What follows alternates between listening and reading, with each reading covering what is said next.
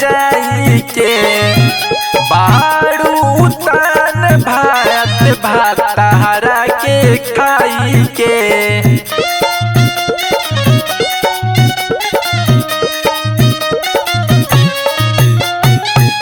तू तो भुलाई गइलू राजा घरे जाई के बारू तन भात भातारा के खाई के। हाल चल जाने खाती कोइल बनी फोनवा, हाल चल जाने खाती कोइल बनी फोनवा।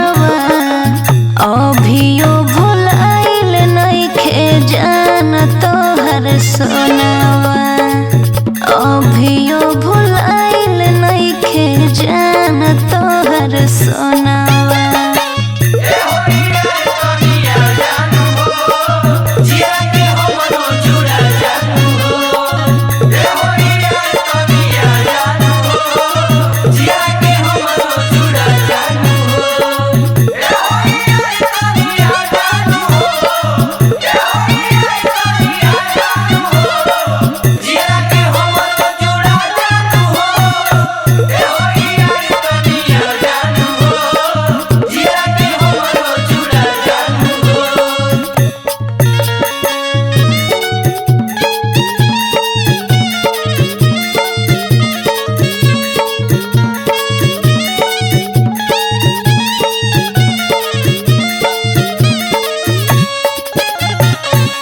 पहिले से अब में हो अंतर बाते ज्यादा, हमें नहीं जननी की बदल बुइरादा।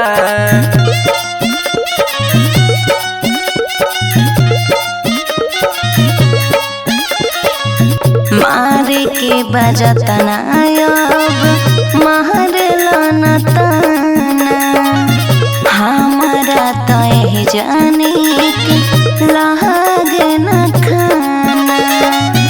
नाम बट तोहरे सब दिल के खदोनवा, नाम बट तोहरे सब दिल के खदोनवा।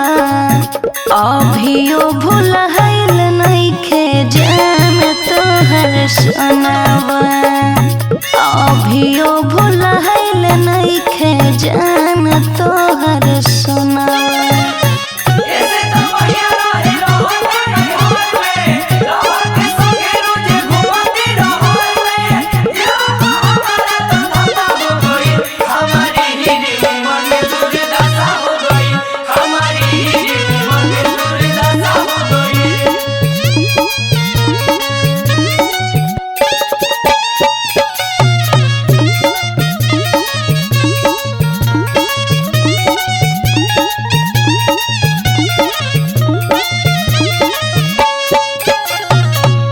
आसरा में पानी बोला कहिया ले अइबू, पहिले लेखा कबनिया रे सटइबू।